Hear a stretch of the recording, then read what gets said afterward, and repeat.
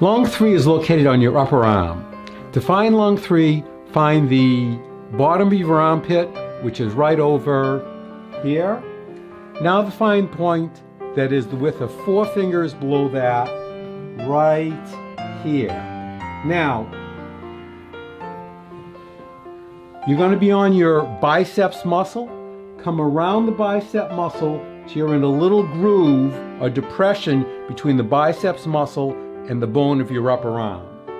Push in there to find the point that is sensitive, sore, tender, or painful. That is lung 3. Activate this point by rubbing the air quickly 5 times. Take a break for a count of 5 and repeat 4 more times. It might look like this.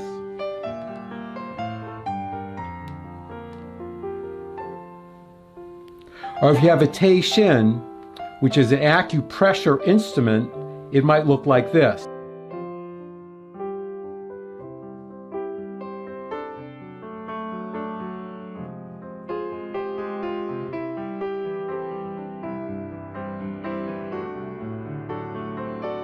Now find and activate lung 3 on your other arm.